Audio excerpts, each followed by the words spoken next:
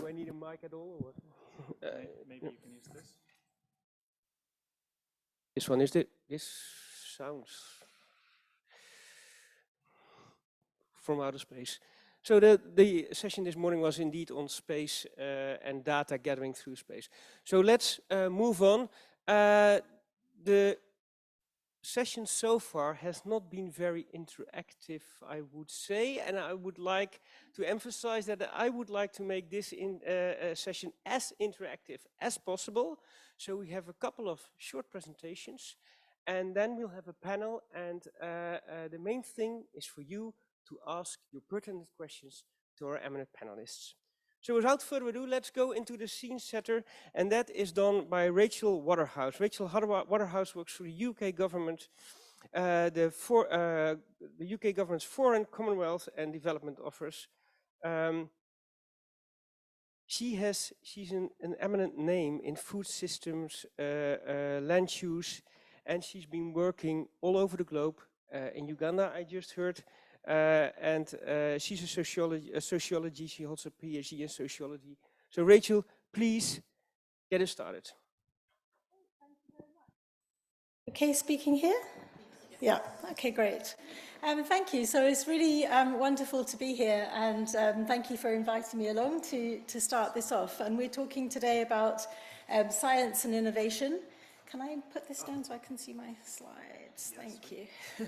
And of course, all of us here know the importance of agricultural transformation. But I wanted to just, well, we're going to talk about the agriculture breakthrough, but I wanted to just start off with a little bit of information about the broader context of the breakthrough agenda. So the breakthrough agenda was a flagship initiative of the UK COP26 presidency. And the breakthrough agenda goal is to accelerate clean technology transition across a number of sectors, across key sectors, through strengthened international collaboration, cooperation and coordination. It was launched at COP26 by 45 countries, representing more than 70% of global GDP. And countries are committed to work together on this agenda across the decade to scale clean, green technologies and sustainable solutions to the climate challenge. Countries agreed common goals across 5 key sectors, including power, road transport, steel, hydrogen, and then for our purposes today, very importantly, agriculture. So the breakthrough, the way that it works is that the breakthrough, there is an independent report which is developed each year that sets out a sort of state of the sector analysis, and based on that analysis identifies recommendations for collective international action to prioritize where we really need to scale up. So the independent report authors make recommendations on the actions to scale, and then the participating countries in the breakthrough agenda then, based on those recommendations, come together to identify and promote key priority actions called international priority actions to take forward that we think is really going to accelerate progress towards the breakthrough agenda goal. So in that way, the breakthrough aims to facilitate collaboration between countries so that we can reach the goal quicker, which is needed because we don't have much time. That's the overall breakthrough. So let me come on to the agriculture breakthrough. So the agriculture breakthrough, and this was, we were really pleased to launch the agriculture breakthrough as part of this wider breakthrough initiative, because it's been very much a kind of neglected sector. And when we talk about transition, we all talk about the energy transition, we talk about oil and gas, we talk about coal, but it's been really important to recognize the role of agriculture and food systems in the response to climate change. And I'm sure, as you all know, then agriculture drives around a quarter of greenhouse gas emissions. It's a main driver of biodiversity loss, of freshwater use, of deforestation. And all of these sort of trends and impacts in turn have a negative impact on farmers' livelihoods, on healthy diets, on healthy economies, and on our sort of future food security. So the need to kind of address these things is critically important. And there are different aspects to how do we deliver this transformation that we need. So we need the right policies in place, we need investment to go in the right direction, but we also need innovation, both in science and technology and also in our approaches. And that's what the breakthrough agenda is all about. So the agriculture breakthrough goal is to make climate resilient, sustainable agriculture the most attractive and widely adopted option for farmers everywhere by 2030. So as you can see, it's both about the sort of the science and technology innovation, and then the right environment to get for not only the science, but also the approaches to be taken on board and made accessible and attractive for all farmers and actors, so that we have a just transition to sustainable agriculture. So the agriculture breakthrough goal was announced at COP26, and the first breakthrough agenda report was published in September last year, including the agriculture sector analysis. So as I mentioned, the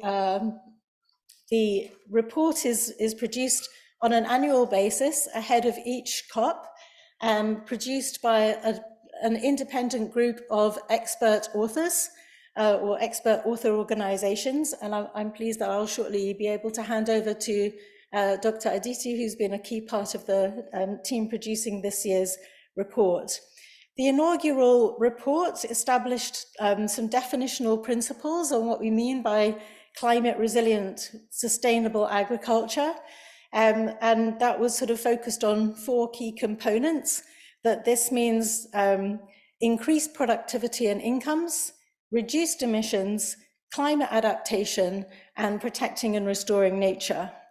So in addition to defining some principles for sustainable agriculture, the report also identified 7 focus areas. Obviously, agriculture is a huge, broad sector, and there's no kind of one-size-fits-all solution. So we've broken that down, or the authors have broken that down into sort of 7 key solution areas, which I will just run through now. So those areas include looking at innovative and low-emission fertilizers, alternative proteins, solutions to food loss and waste, factoring in sort of climate resilience and climate resilience and adaptation into crop and livestock breeding, innovations to reduce methane emissions from livestock, agroecological approaches, and digital services.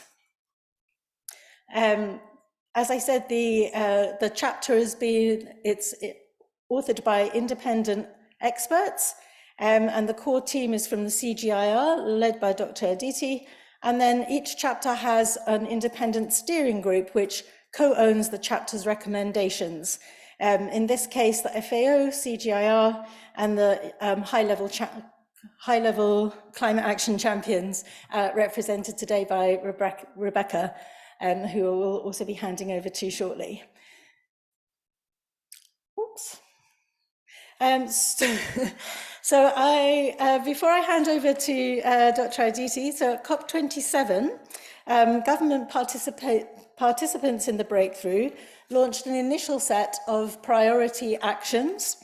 And these were around increasing investment in research, development and deployment, increasing climate finance to smallholders and SMEs, sharing learning and testing new approaches to policy reform to get the right enabling environment for the uptake of innovative approaches, and developing shared standards to monitor the status of natural resources and to track the transition to sustainable agriculture. And there has been substantive progress over the last year. For example, in collaboration with the US and the Aim for Climate initiative, the UK is now supporting an efficient fertilizer research consortium. I see you're looking at me to hurry up. And this will test and develop and test innovative solutions to fertilizer, so for efficient and green use of fertilizer. And there's also good progress to share experiences and approaches to policy reform that, again, is really important to help take up innovative solutions in agriculture through the policy dialogue on transition to sustainable agriculture that is co-convened by the UK and the World Bank. But our action plan has also recognised the importance to focus on those specific solution areas. And so this year's report is doing more of a deep dive into those 7 solution areas that I mentioned earlier.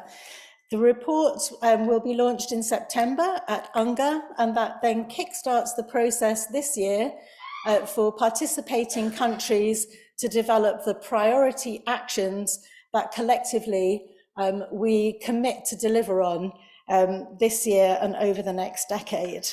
Before I finish, just a few pictures from our inaugural ministerial meeting on the agriculture breakthrough, which held in May. And we now have 16 countries who have sort of endorsed the breakthrough agenda and sort of joined as committed partners to carry this forward.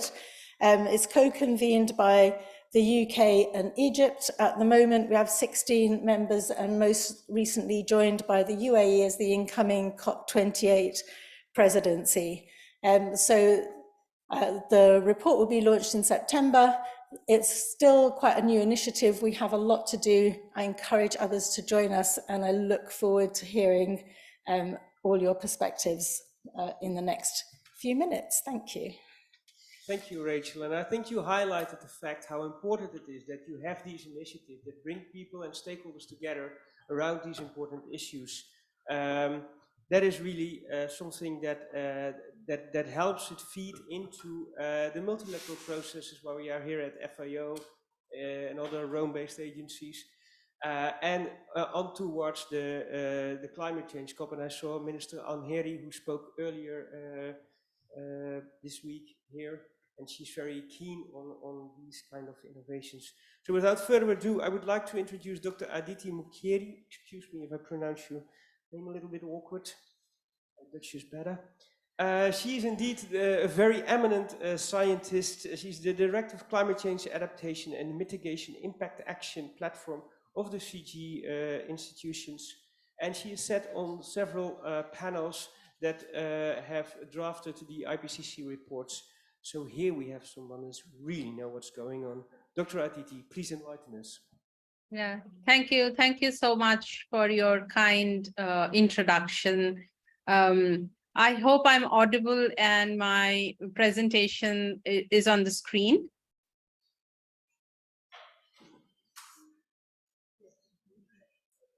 Am I audible? Absolutely, we can hear you perfectly, and your presentation.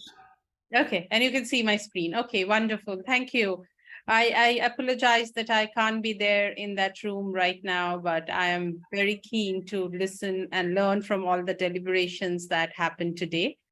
I'm going to talk about, and thank you, Rachel, for introducing the breakthrough agenda that makes my job much easier. I can go directly into what the agriculture chapter talks about. I want to also talk about why we needed this breakthrough agenda. I think it's important, we know why, but it's important to keep reminding ourselves of what a critical stage we are in 2023, when we have to bend our emission curve very sharply to be able to be within 1.5 degree that we, the world, that has come together in 2015 to promise ourselves. We also know that the impacts of a world which is warmer than 1.5 degrees are not good, given that what we are already witnessing today at 1.1 degree. So without adding to a lot of words, I want to start by saying that our first thing is that emissions are at their highest level in human history. There was some amount of leveling in the COVID years, but then those have bounced back. So this is a time when we should have been bending the emission curve, but the emission curve keeps going up almost nonchalantly. Agri-food sector contributes to around 30% of GHG emissions. And Rachel's also right when she says a quarter, because the way the accounting happens is part of it is just the AFLU sector, agriculture production, forest and land use. And when we say agri-food sector, we are also including things like the way food is transported, the way food is consumed, etc. So overall, depending on which metrics we're using, agriculture accounts from anything between 22% to 30% to even 33% of global emissions. We know what the sources of agri-food emissions are. It's agriculture, of course, all the production, all the food, is also land use change, including deforestation and producing food, particularly meat, is one of the leading causes of deforestation. And then also a part of the emission comes from the processing, transport, and storage, which, by the way, has been increasing quite rapidly. So when we have to target agricultural and food systems emissions, we need to target all these three components. The breakthrough chapter, though, is largely around the agriculture production part, and some of it is also around processing, etc. Not so much is included in the current framing into the land use part of it, except indirectly when we are talking about alternative proteins. Now, at the same time, IPCC has said that unless there are immediate and deep emission reductions across all sectors, including agri-food sector, we are beyond reach. In fact, it's so critical that assuming that all other sectors reach their emission targets and agriculture didn't, we would still be eating up all our remaining carbon budget that would have taken us to a 1.5 world, and we would be nearly close to a 2-degree world. Those are the kind of worlds that we should avoid at all costs. However, and this is where I think it's not so easy, because studies, and these studies are, these are kind of modeling studies with very, very stringent mitigation measures that are kind of literally carbon taxes. So these are not very well thought out mitigation. But the point is that if stringent mitigation measures are used to keep within 1.5 to 2 degree, it will actually lead to severe food insecurity in sub-Saharan Africa and South Asia. And that's, again, not a desirable outcome. We do want to keep the planet within the boundaries of 1.5 to 2, but we do not want to do it at the cost of those very people who are some of the most vulnerable to climate change. So I think that's what we are saying, that we have what we say, I call a catch-22 situation here. Mitigate we must to keep within global warming levels that the world has promised itself.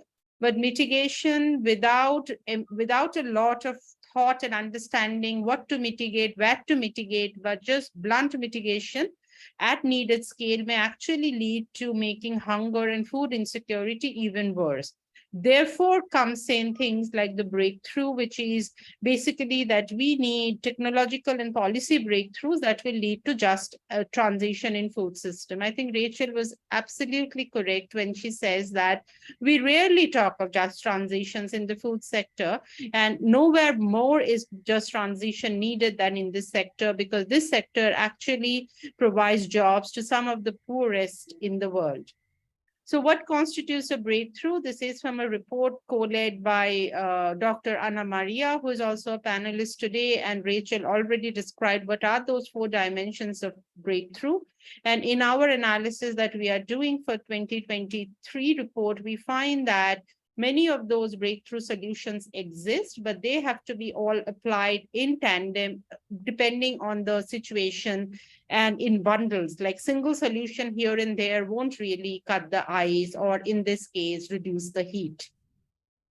So these are the these are the 7 technologies that we have looked at into the chapter.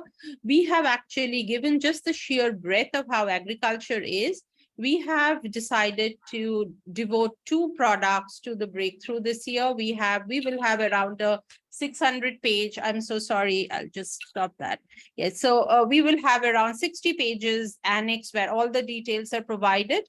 And then a shorter summary which goes into the breakthrough report.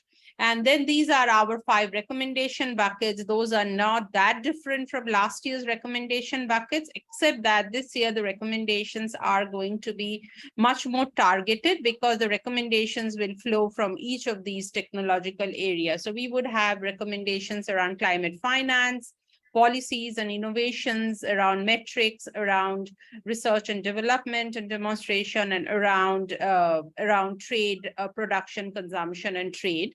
And we will draw examples. So without, I mean, it's a huge report, so I can't really go into this in a limited time, but stay tuned. It will be out for publication in mid-September, and many of you would be receiving it as an expert peer reviewer from 1st of August to 15th August. But just to give you an example, the way we look at it, we look at each of the subsector. Like, for example, here we are looking at fertilizers. We are seeing where does the fertilizer emission comes from. And we find that 2/3 of the fertilizer emissions actually comes when the fertilizer is applied in the cropland, while 1/3 comes during the emissions process.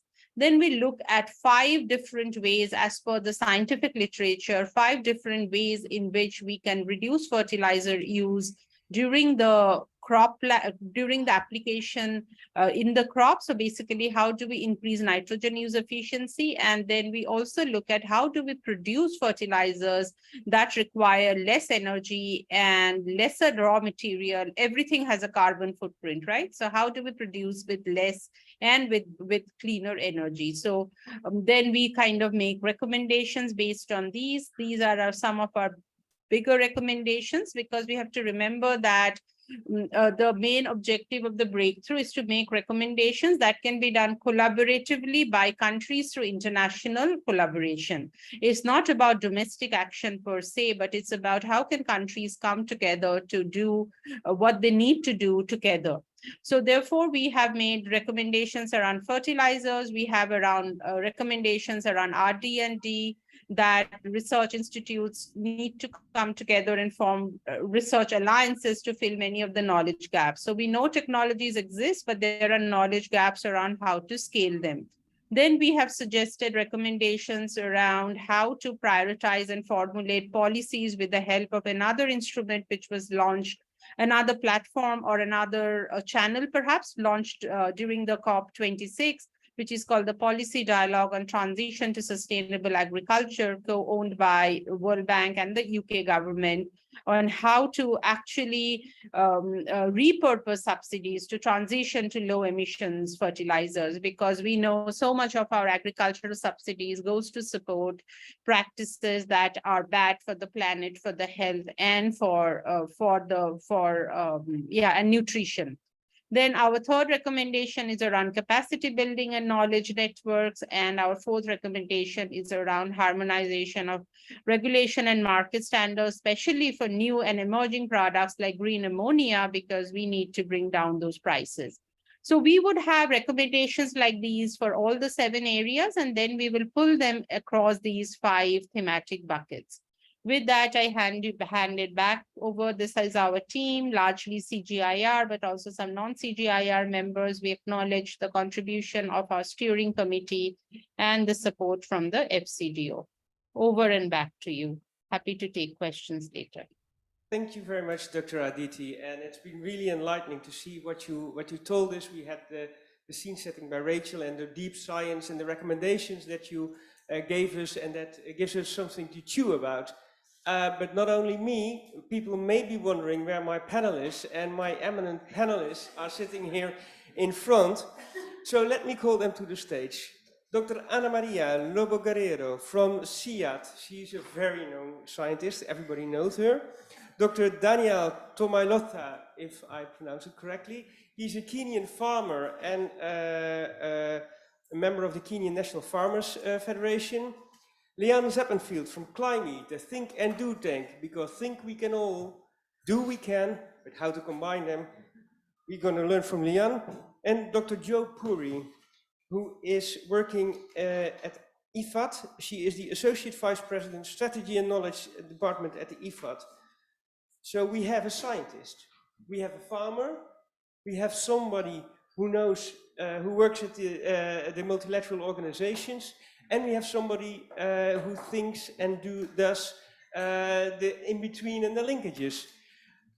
Once again, this is the opportunity for you to ask questions. There have not been a lot of opportunities this week, so this is your chance to actually and actively speak up. I have some questions up my sleeve, of course, but so I'll start the discussion, but please do raise your hand. So Anna Maria, good that you're here. And we just heard about the science and about bringing people together and so what from a scientific CGIAR point of view, are the bottlenecks you're facing in getting actually the science to work for the farmers? Thank you very much, Marcel, for that question, and thank you very much for the invitation to contribute to this very timely discussion. So yeah, let me go straight forward to that. So the main bottleneck, I think that even though what Aditi presented was a set of technologies and breakthroughs, I don't really believe, and this is very much from an adaptation perspective and resilience building, working for the Global South, that the main challenge is lack of technologies. I think that scientists have been doing a really good job in terms of generating a lot of knowledge for addressing climate challenges. I think that the main barrier is that many times these technologies are not fit for purpose. And therefore, we need to tailor these technologies so that we are making sure that they respond to specificities that are happening at the local level, that we really understand which are the gaps and how to go about them. And these gaps are very different. In one small village in Kenya, the gaps and the barriers for adopting a technology that can address climate challenges is going to be, these barriers are going to be very different from one small village in Guatemala, for instance. And therefore, this is what we are trying to do as part of our work in the CGIAR. And I have a lot of lessons learned from that approach. That's one of the main projects that I have been working for the past years. It's basically addressing this issue. We have a lot of technologies out there.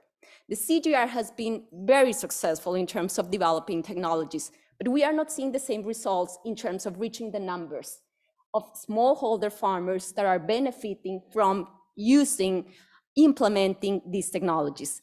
So this project, which is happening in Africa, it's called ICRA, stands for Accelerating the Impact of CGIAR Climate Research for Africa, basically addresses that. It's the main objective is to get 50 years of generation of knowledge of the CGIAR in relation to responding to climate challenges and tailoring these technologies. And through tailoring, we are innovating and making sure that they respond to local contexts.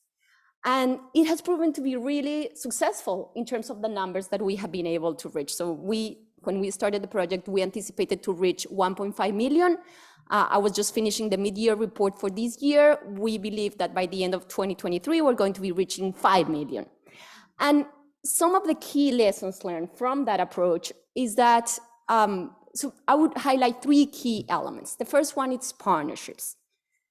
How are we producing these tailored solutions? And this is happening in Africa. And the key actors in here are the African organizations, either at the local, at the national, at the regional, or the continental level. So these partnerships where the African organizations are the ones that are leading the agenda and that are totally empowered to continue implementing and tailoring these solutions. The second element that has proven to be very successful is capacity enhancement. So how do we make sure that these African institutions have the right skills in-house to continue tailoring these technologies to respond to the different challenges that come year after year, so that these tools, these decision support systems are fit for purpose. And then the third element that I would like to highlight, it's the importance of really going into validating these technologies with the farmers, with the extension systems in these countries, and through that validation, making sure that we are really mobilizing the resources, because we need resources, but we need resources that respond to these specificities, to these gaps.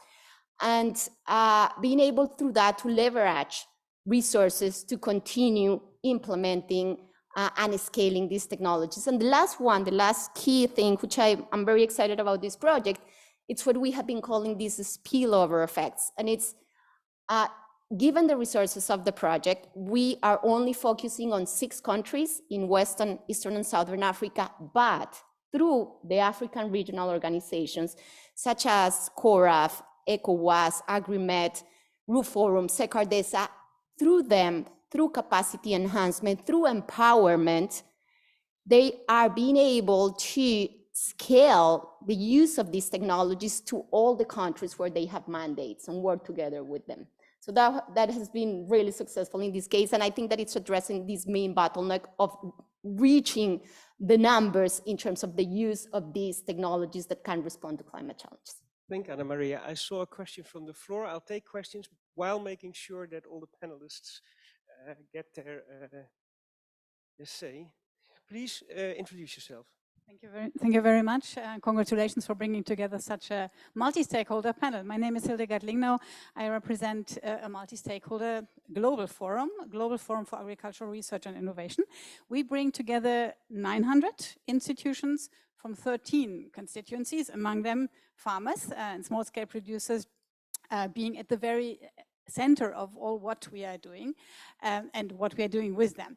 So my question, and I'm very grateful that you just mentioned not only the research you are doing and what we have heard before, but how to implement it, because I think this is indeed, as you said, a bottleneck that we need to think about.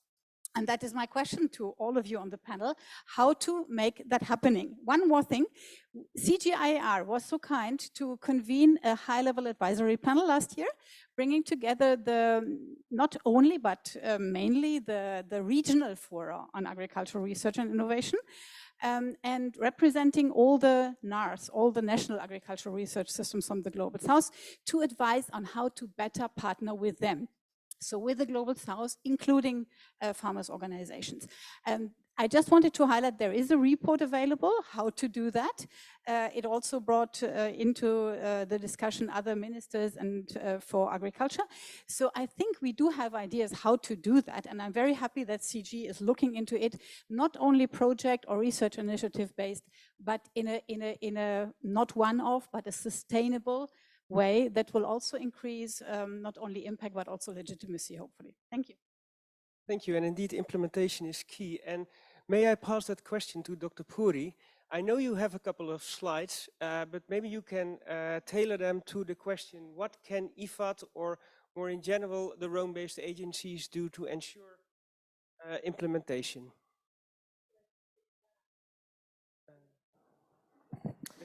Okay, thank you so much, Marcel. Actually, would you mind if I just showed a couple of my slides?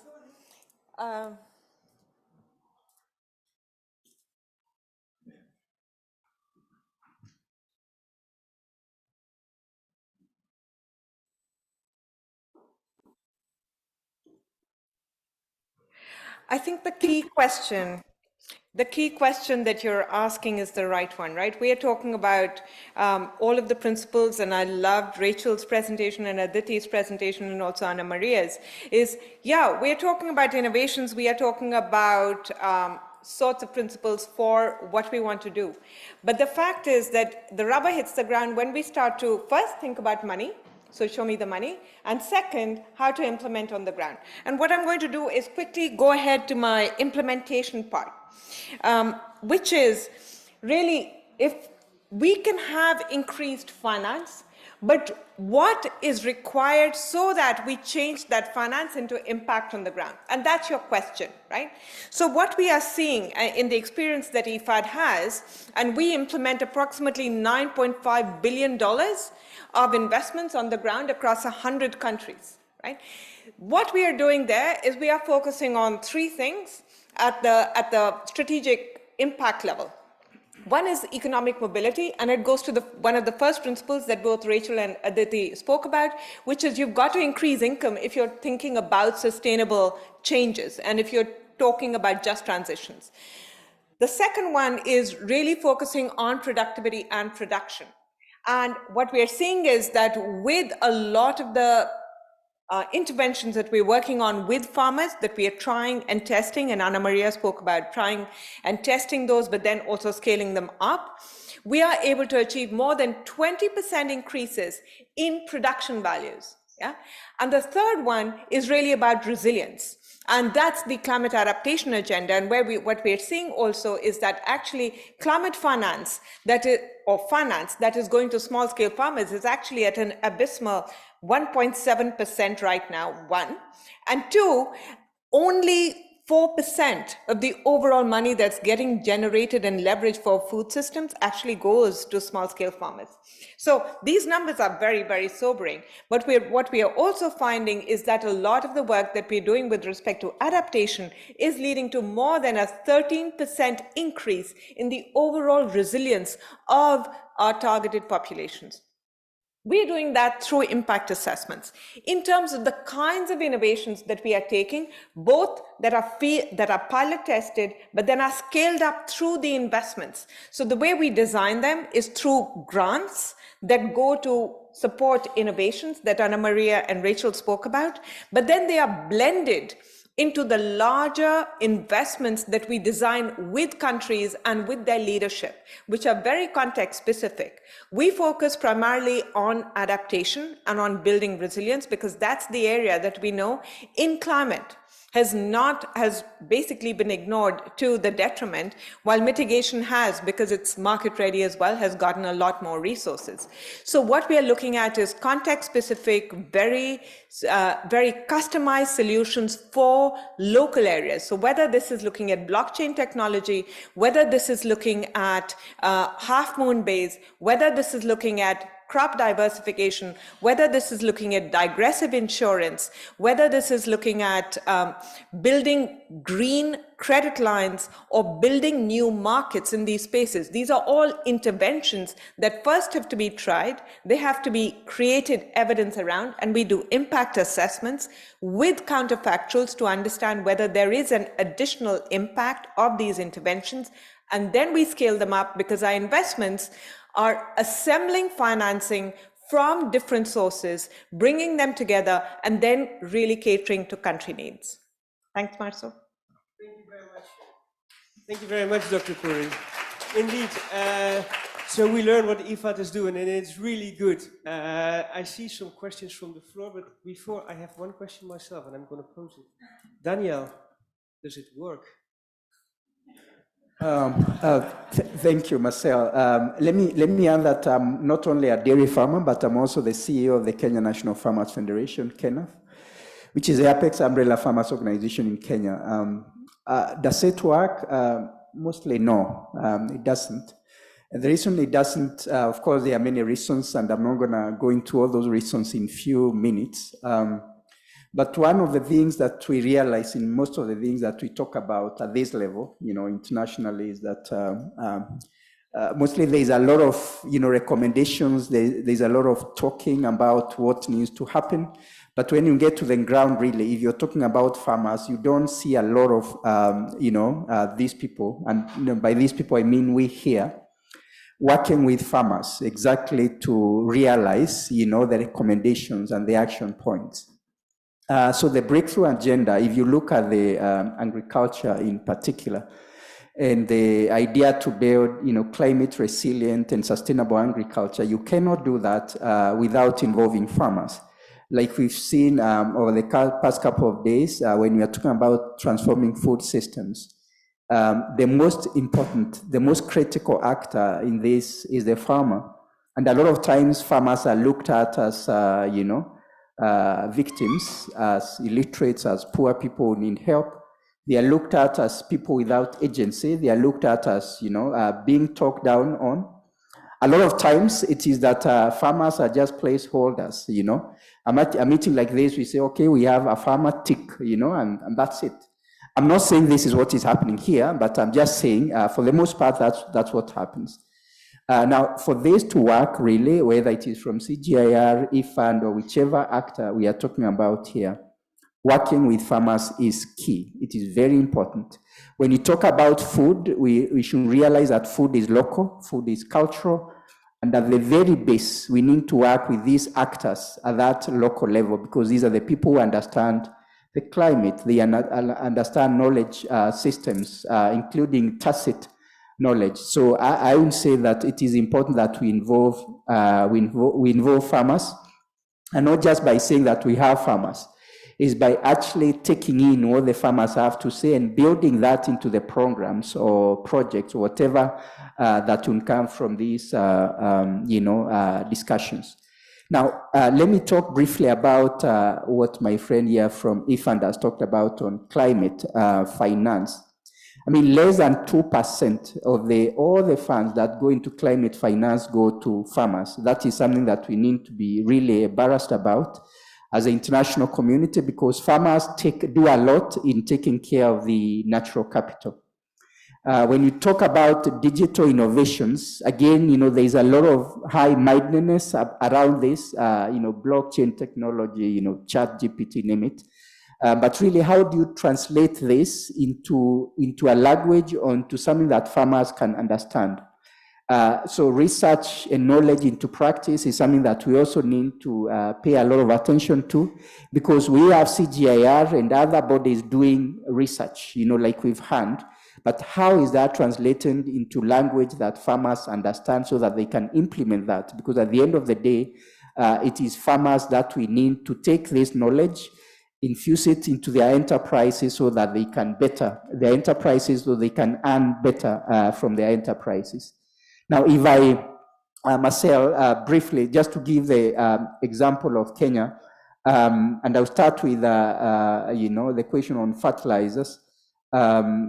Fertilizers, I would say in Kenya is mostly a political game, where subsidies are announced, during political cycles, and no one really consults farmers to ask. And I think I saw someone from Yara here. No one consults farmers to ask, what does your soil need?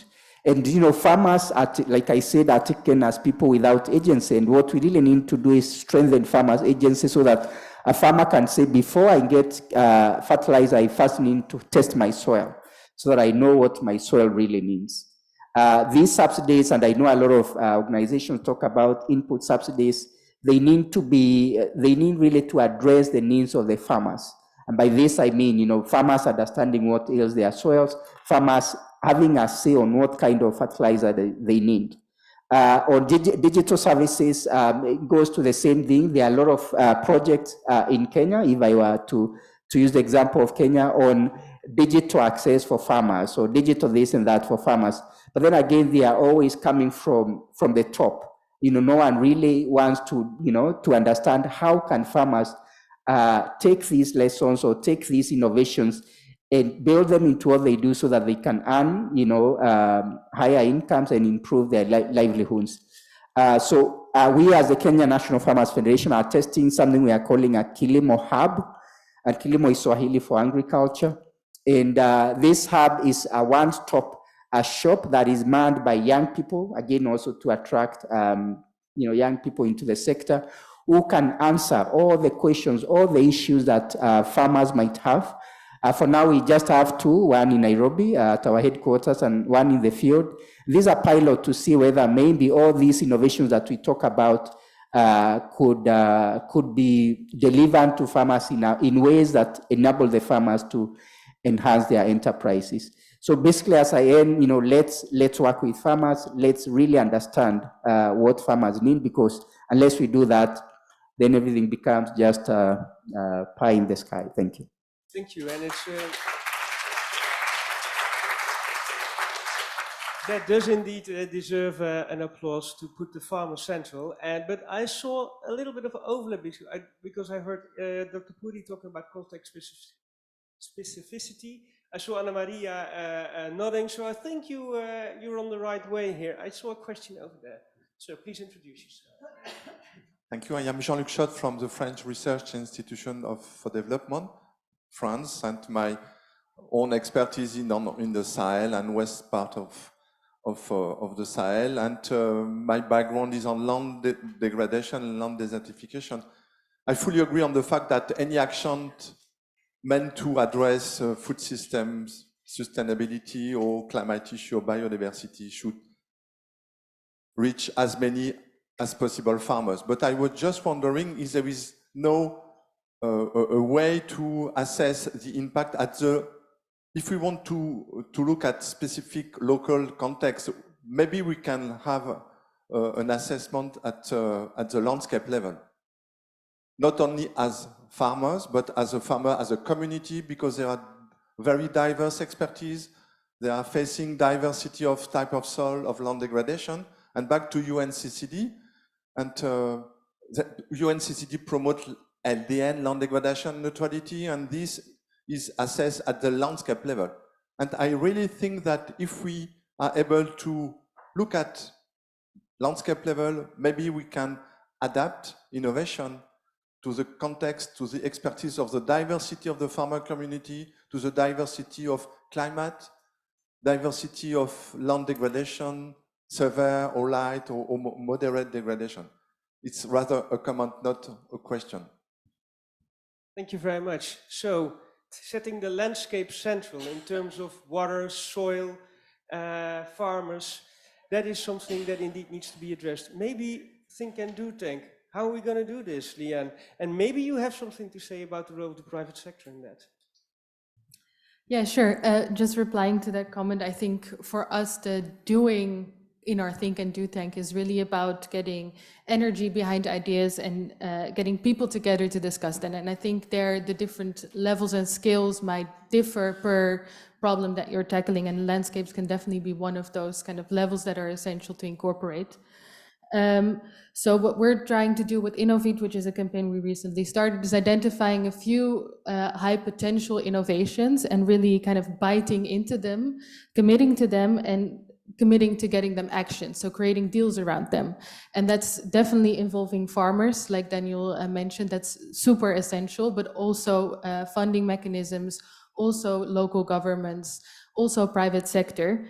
So getting all those people together to really commit to delivering an innovation. And of course, some of those might fail, but I think what our innovation system at the moment is still learning or adapting to is really making that translation. And of course, there's already a lot happening, but we're trying to get energy into that system. And I think Clim-Eat is a very young organization, also quite small. I think we have 10 people full time. But I think that's also where our strength lies, in kind of putting that can-do mentality back into that system. So, okay, let's talk. We have a problem. We also have so many solutions, but how do we get them implemented? And of course, there's also, I think, in this room, a lot of organizations that also have a good track record with this. So it's also about getting that can-do mentality in there and then working together to accelerate it on several levels. But yeah, because Clim-Eat is small and we're flexible, agile, I think with these kind of things, that's a super essential part to make sure you can switch, because also what Daniel mentioned, for example, around fertilizers, my colleague Bruce Campbell is working in Malawi on this specific issue, working together with farmers, but also local government and some of the fertilizer industry, is you get into this messy bit where there's also political issues at hand, for example, election cycles that play into it. So it's not only around the technical innovations and rethinking those innovation systems, but how do we get all those pieces together? And there, I think, of course, technical solutions are part of it, but that messy part, that's where we're trying to get that can-do mentality in there, because I think that's what we'll be needing in the coming years. Thank you. I saw a number of questions, but we're running out of time. And there's one vital, quite messy question actually lacking, and that's what we're wrapping up with. Rebecca, how are we going to get this rich discussion to COP28?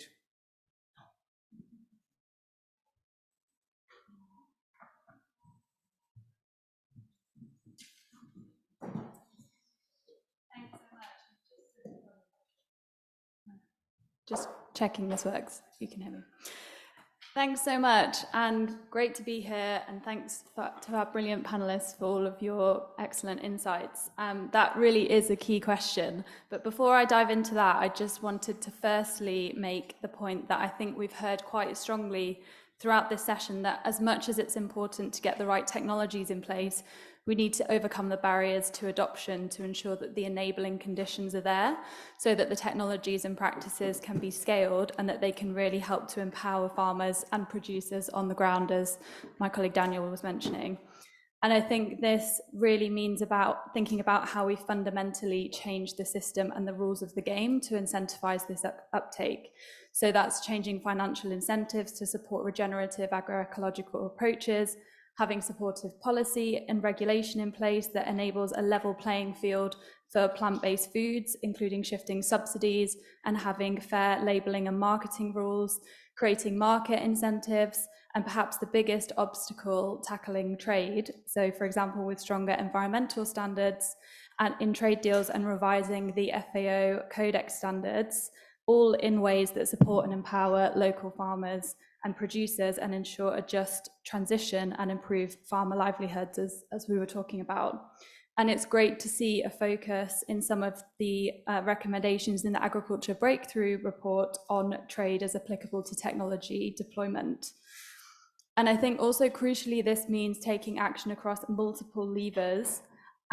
So we know that to achieve sustainable and resilient agriculture and food systems, we need to focus on reducing agricultural production emissions, but also shifting consumption to sustainable and healthy diets, reducing food loss and waste, and protecting and restoring nature. And whilst the Agriculture Breakthrough agenda focuses primarily on government action, we need advocacy and action from non-state actors as well across all of these levers to push for those enabling conditions to be able to scale appropriate technologies and deploy them. And at the Climate Champions team, we're working with non-state actors across the value chain on this. And then to your point on COP, so we are really working on how the Agriculture Breakthrough is feeding into other initiatives in the build up to COP28 and also in the arc to COP30. So we are seeing brilliant integration around the policy dialogues for sustainable agriculture, which was hosted by the UK and World Bank coming out of COP26. And here governments are sharing best practices and experiences on how to create a supportive policy environment and address the policy barriers for achieving the benefits of sustainable and regenerative agriculture coming out of COP26. The Breakthrough Agenda is also aligned with the COP28 presidency's food systems and agriculture agenda that we saw announced here on Monday by Her Excellency Mariam, with a big focus on governments taking action. And we're working to make sure the recommendations of the report are carried through into this agenda, especially in the presidency's focus on innovation, working with the initiative Aim for C.